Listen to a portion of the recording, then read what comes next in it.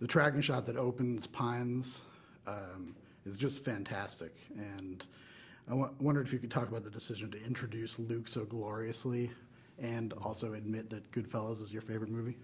Yes.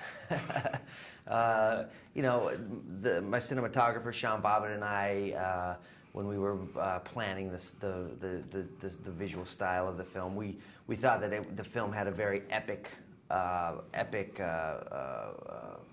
scope, you know, and scale. It was epic in scale and scope, and we thought that the opening shot had to reflect that. You know, we wanted to do, you know, like so many of our favorite films, you know, that started with, you know, epic opening shots. We thought we needed to do that, you know, you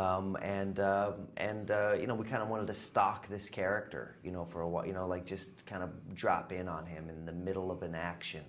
And yeah, it came together really beautifully. Sean Bobbitt, I will say, you know, he insisted that at the end of that shot, that he go, you know, at the end of the shot, Ryan goes into a circus tent and goes into a globe of death where where they race motorcycles around in a circle. And Bobbitt insisted that he went to the center of that globe of death. I said, no, you're going to get hurt, Sean. There's motorcycles racing around you. He says, no, I must go to the center.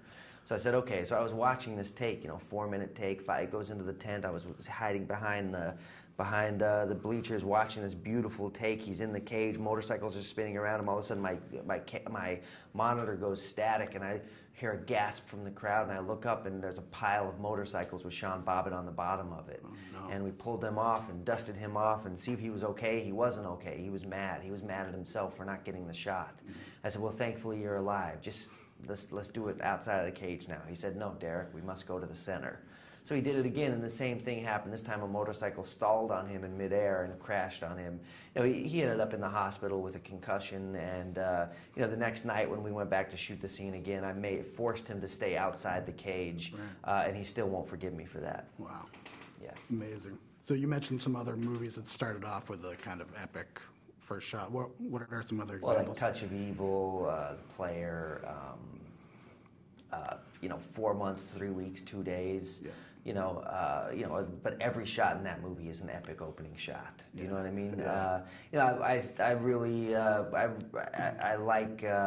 respond to the unbroken take because I think you can't manipulate there. You know what I mean? There's a truthfulness to it. All the chase, you know, action scenes in this movie, we tried to shoot also that way in long, unbroken takes. Because to me, you know, I was more inspired by America's Wildest Police Chases and Cops. You know, I wasn't really inspired by other movies. I wanted it to just to feel real, and in order to make it feel real, it had to be real.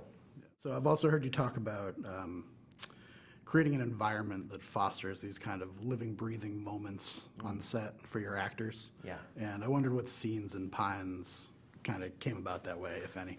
Well, we can just talk about, you know, Ryan Gosling called me like 8 weeks before we started shooting and said, hey, D, let's have the most tattoos in movie history in this one. I said, okay, you want tattoos? He said, yeah. He says, and I want a face tattoo. I said, are you sure you want a face tattoo? That's really permanent. He says, yeah, and it's going to be a dagger and it's going to be dripping blood. And I said, okay, well, that's, you know, as if I was your parent, I would tell you, don't get a face tattoo. You're going to regret it. Yeah. And I said, but you're a big boy. You do whatever you want to do, you know. So flash forward 8 weeks later, we're shooting. First day of shooting, Ryan comes up to me at lunch and says, hey, D, I think I went too far with the face tattoo. I think we should go reshoot all the stuff we did. And I said, that's what happens with the face tattoo. You regret it, and now you're stuck with it. We're not going to reshoot anything. Now you got to live with it for the rest of this movie. And what it created in him was this shame, you know?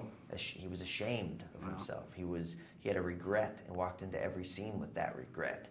And so, you know, there was a moment when he goes into this church and he sees his family, you know, he sees Mahershala Hashbaz Ali, Ava Mendez, and Tony Pizza, who plays the baby, up, you know, getting baptized, and the whole city of Schenectady is there watching this baptism. And here we're doing this shot of Ryan, who's trapped in the corner, just marked. He's a marked man.